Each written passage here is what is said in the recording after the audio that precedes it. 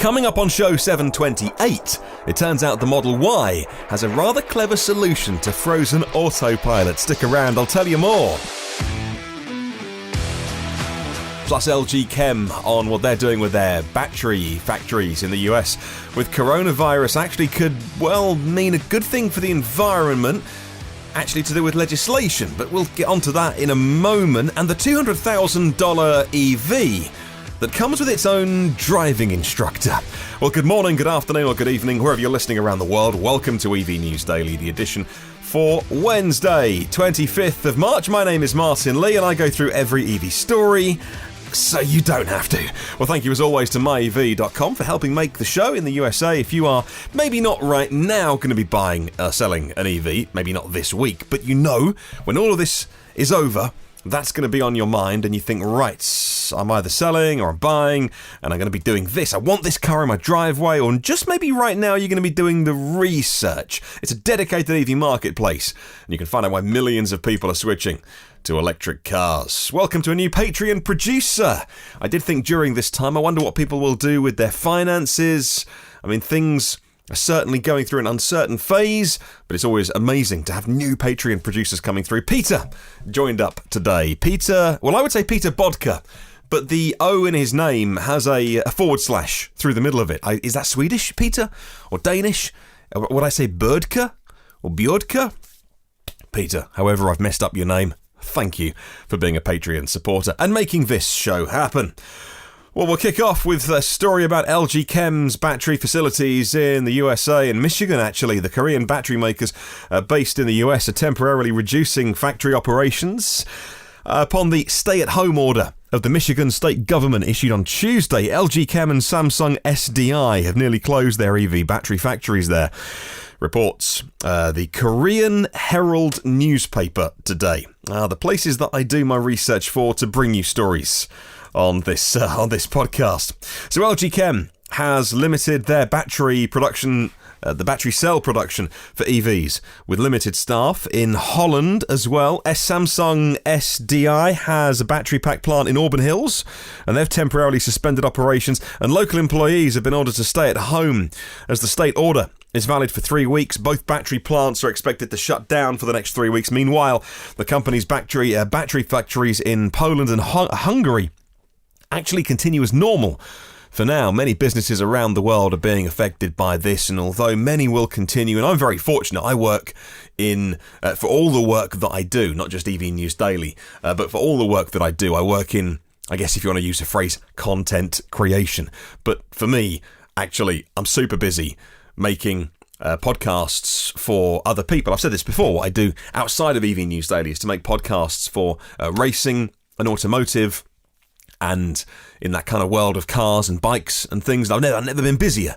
And actually, the downloads are up. So when you look at, you kind of think, oh, are people going to be listening to more or less? Or their commute is different. Maybe commuters were listening to podcasts. Actually, the podcasts that I'm making are actually doing better than they were before. And it's not by much, but I think it's to do with people wanting entertainment or wanting to learn and stay in touch with their hobbies, their passions, even if there's no motor racing like Formula 1 and Formula E. But maybe your job is affected by what's happening at the moment, and it's something that fascinates me, and in a curious way, and I want to learn about how it's affecting you, particularly job-wise. Even if you don't work in the EV industry, but if you do work in the EV industry, you have a question about anything to do with recruitment, employment, job hunting, tips like that, you know that one of the premium partners of this podcast is Brightsmith for clean tech talent.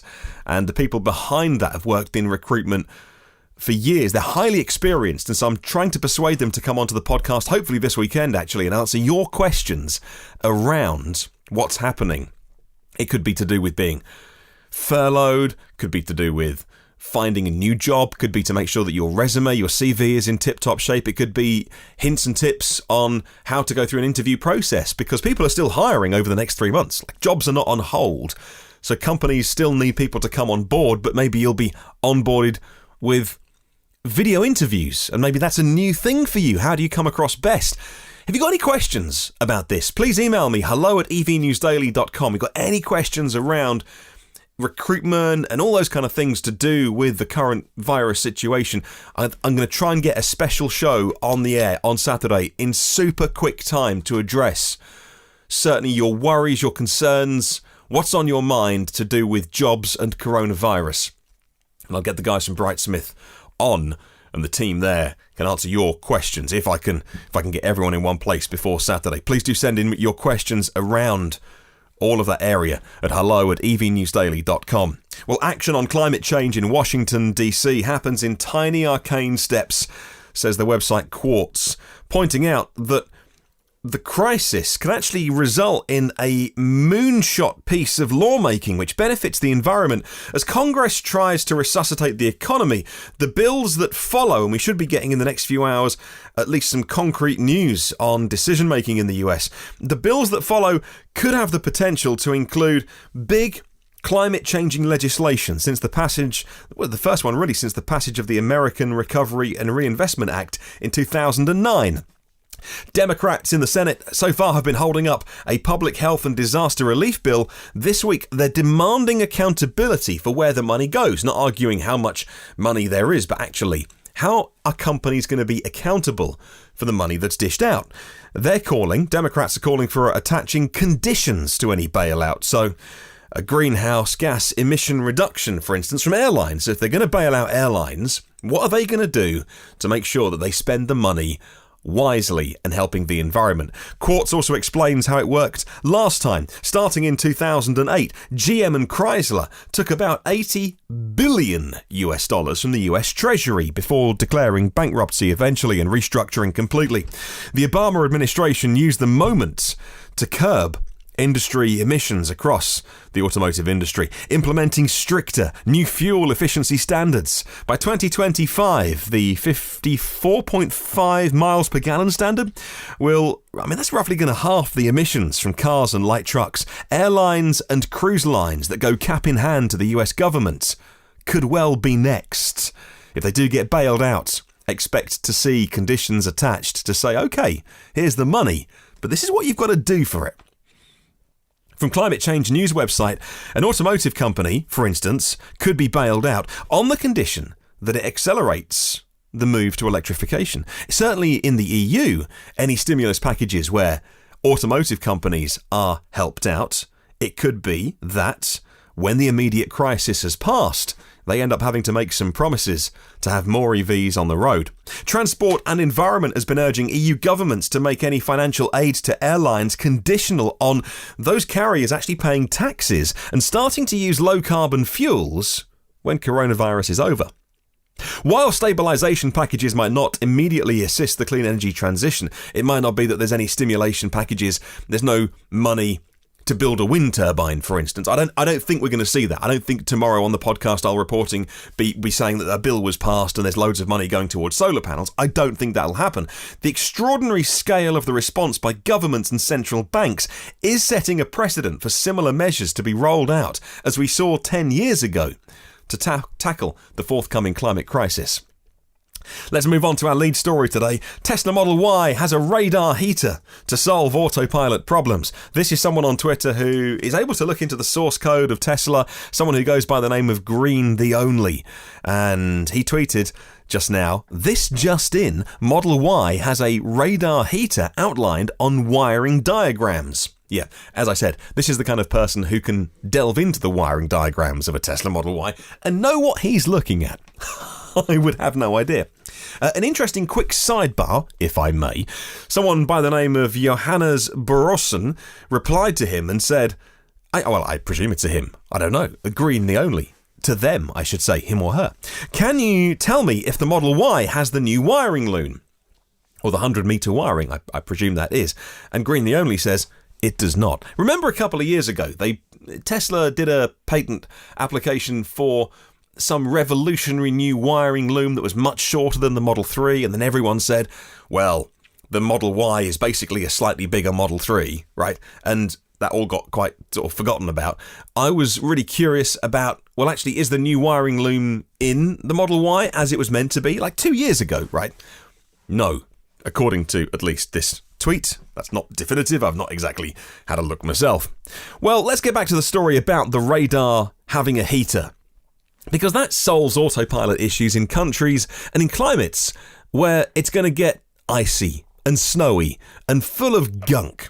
From CNET, if your car has any sort of active safety or driver assist features, you probably know that they go offline when snow and ice covers the radar and the sensors. Not a problem exclusive to Tesla, by the way, before anybody jumps down my throat. But the electric car maker has installed this new nifty system in its latest vehicle to help autopilot operate in cold conditions. On Wednesday, the Twitter user, it goes by the name of Green the Only, published the wiring diagram for the Model Y that shows it comes with a radar heater.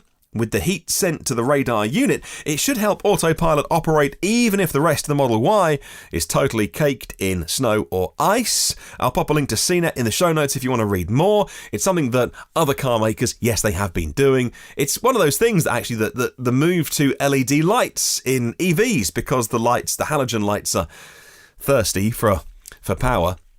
LED lights are much better to use, but then you realise LEDs make no heat. And actually when you don't realise, but when it's snowing, your front lights kind of got hot, and actually Teslas and other cars with LED lights can freeze over. And another problem that we have to deal with by moving to these kind of low power things. But it's fine. We'll get around it, I'm sure. Let's move on and talk about somewhere that's charging up for electric cars, and that would be Washington itself. Amid the devastating pandemic gripping the state of Washington right now, the state government is working hard to support the healthcare providers and assist workers and businesses and educate the public about keeping safe and healthy in these unprecedented times, says the NRDC.org website. The new bill that they are putting through, the ZEV bill, requires automakers to ensure that up to 8% of passenger vehicles are partly or fully zero emissions by 2025, and that will double the options of Washington consumers to have available to buy. The program is in place in 11 other states across the country, including most recently Colorado. Together, those states comprise 30% of the auto markets. And so that's when you get that critical mass. And so more EVs will become available simply because there's no point ignoring a third of the US auto market. So I've tried to look into this when they say that actually they have to be partly or wholly zero emission. How much? I couldn't find the actual miles that it has to go, because if it has to go like 2 meters down the road, well, no such thing as a self-charging hybrid will pull away in electric power. But does it have to have a plug? Does it have to do 20 miles? I'm going to carry on researching. I ran out of time today, but it's something that I do want to look into to learn about more, because it seems one way that the US will expedite the process to going all EV with these kind of rules and regs coming in. All right, moving on. Let's talk about an EV I'm guessing you won't be buying, and I guarantee you I won't be buying it. Not because it doesn't look lovely, because it costs rather a lot of money. And if you are listening to this podcast and you can afford to buy one out of money that you find down the back of the sofa, lend me a fiver. US-based boutique car maker Apex Motors just unveiled their latest electric supercar, the AP0. It's a concept car, and it was released earlier this month. The launch was in London. I was going to try and get to it, and then, events happened. So the concept car boasts a carbon fibre body and wheels, a feet-forward driving position, which means you're laying down, basically, and a bumper shredding ground clearance of 3.7 inches. There's a 650 horsepower electric motor powering the rear wheels, and it sends the lightweight car to 62 miles an hour, 100 kilometers an hour, in 2.3 seconds. The AP0's design is dominated by a giant tail fin that is a nod to the styling of the Le Mans and Formula One racers, says Business Insider. They say that if you ignore the looks, the AP0 offers up some impressive features. If it ever makes its way to production, of course. It is a couple of years away, plenty of challenges between now and the first delivery. The car promises this feet-forward driving position, so your feet stretch out in front of you. You're basically lying down, as opposed to having them below your waist. And an augmented reality race instructor. So it's not somebody that you actually get, you don't pay your $200,000. Well, actually, I'm doing it a disservice there. It's $173,000. You don't get somebody that comes along with the car. It's an augmented reality driving instructor, but it is, hopefully, a way that you can learn to be a better driver of this crazy performance car. And with a bit of luck, not send it backwards into a ditch. Let's move on. And Tesla in China. A new report saying that they could be expanding at a faster pace than they had been. Tesla has suspended EV production at their 2 US facilities in the wake of the coronavirus outbreak, but may expand their capacity at Gigafactory 3, or Giga Shanghai, as we're meant to be calling it these days, in eastern China, according to media reports coming out of China and reported by DigiTimes website. With production suspended in the US, the importance of the Shanghai plant is increasing, and Tesla may further expand its capacity, the report said, speculating that Tesla may let Giga Shanghai make more of the Model Y ahead of schedule. The Shanghai plant was shut down in January. Jan 31st it closed down because of the outbreak, but it resumed production a couple of weeks later. It was Feb 10th it opened up, actually. 91% of workers having returned to work since March the 6th, the report noted.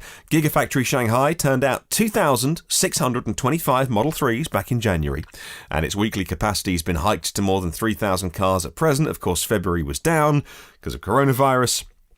The target is 150,000 Model 3s every single year from the end of this year, by the way. And Model Y, I don't know the production numbers for Model Y, but looks like they're tweaking it. Looks like more Model Ys will be made there to make up for factory shutdowns. Now, I said this to somebody today, funnily enough, I swing between wild optimism and crazy pessimism with COVID-19. Like, part of me thinks if we get this under control, it won't be long.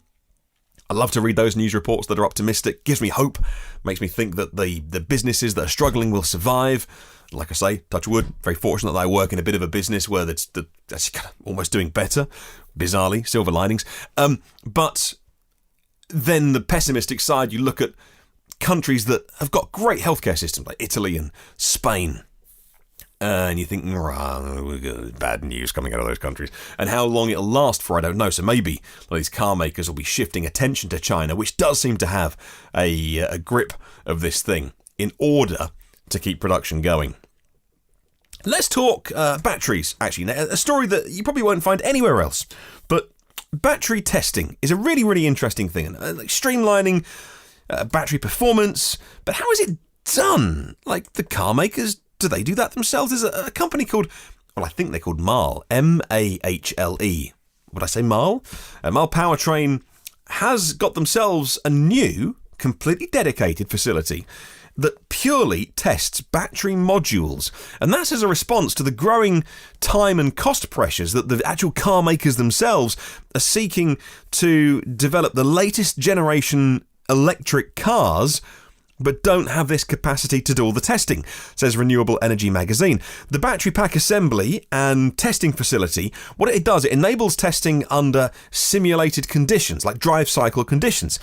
So they evaluate the performance of battery systems in what it will be like in the real world, like testing the cells, the modules, the battery packs, charging, discharging, storage, voltage response, all that kind of stuff under high load, and high thermal behaviour as well. Their facility can actually conduct all of the tests they do down to minus 40 degrees C and up to 100 degrees C with really precise humidity control as well. So if you were thinking about, or even if you hear people talk about batteries don't work when it's cold and hot and blah, blah, blah, there's so much work going on at the moment by these kind of companies that you may not even be on your radar, that this work is ongoing at such a pace. Whole dedicated facilities, this one's in the UK by the way, that are really giving batteries and cells and packs and all that kind of stuff and modules, just giving them a real hard going over under the worst possible conditions to ensure the cars that you end up buying are fit for purpose. Interesting, right? I found it interesting. And I tend to put stories in this show that interest me. So if you're not into your batteries, I thought you'd like that story. Let's move on. Under Europe's new CO2 rules, Germany has actually seen a spike in fully electric and plug-in hybrid vehicle sales, says the website stuff.co.nz. Battery electric vehicles jumped in volume by 76% year on year back in February, and obviously that's going to be down with Germany, another country that is restricting movement of people. It's a good increase back in February, but nothing compared to how the German market is loving plug-in hybrid cars. A a 279% increase year on year. In total, February saw record electric car sales of 16,500, accounting for 7% of the total new car market in February and 6.7% for the year as well. What's the models they like? Well, the Volkswagen e-Golf. They're still making them, still selling them in Germany, because the ID3 isn't here yet. Well, they've made the ID3, but they've just made lots of them and put them in a big car park because... Anyway, don't get me started. They're fixing it. There is the e-Golf at number 1, 1,500 units sold last month in Germany. Renault Zoe, the new one, was second, and the Mitsubishi Outlander, that's the plug-in hybrid, was a distant third. And finally, let's talk about how and where you charge. I noticed a website today, Fleet Europe, had listed the top 5 apps that they like for charging, so I thought, let me run it past you and see if you agree with it. In 5th place, they put PlugShare, which shows the locations of over 300,000 charging stations worldwide. In 4th place, they put ChargePoint, both an app and a charging network of over 100,000 points that are not listed on any other charging station or charging finding apps. The app does allow users to find charging points from other networks, though. In 3rd place, they put NextCharge, available in 8 languages: English, French, Italian, Spanish, German, Portuguese, Romanian and Finnish, and 200,000 charging points get listed on there. 2nd place, they put ChargeMap, now among Europe's favourite charging station finders, adopting a similar community feel, with over 330,000 EV drivers registered and adding to the database of locations. And finally, in number 1 spot, they put Greenlots, owned by Shell, and that enables EV drivers to find any public charging station nearby that's open, available, and critically ready to use. I'll pop a link to that article in the show notes if you'd like to read any more or get links through to those apps. So, question of the week this week: how can the EV community come together at this time to support each other? And I think maybe one way I can do that on the podcast, like I say, is to put a special show together about anyone worried about jobs, about recruitment. Maybe you are looking for a new job at the moment. Maybe you're between jobs at the moment. Maybe you're self-employed. All those things. Drop me any of your thoughts, confidentially as well, by the way. If you just say, look, don't say my name, but here's a rough question, or don't say my specifics, my address is hello@evnewsdaily.com. Of course, you can always leave a public-facing comment on the comments of the YouTube show. Thank you to 242 patrons. Those are the people that actually fund this show. Premium partners: Phil Roberts of Electric Future, Brad Crosby, Avid Technology, Brightsmith for Clean Tech Talents, and now the Porsche of Village Cincinnati and Audi of Cincinnati East. I'm sure a few nice Porsche Taycans and Audi e-trons are on their way to customers in Cincinnati. So if you want to check out Patreon, by all means have a look. It's patreon.com/evnewsdaily. Find out what it's all about. If you want to get any of the previous shows, 727 of previous shows in the archive, and if you can leave a little review on Apple Podcasts, helps me grow the show. Have a wonderful day. I'll catch you tomorrow, and remember, there is no such thing as a self-charging hybrid.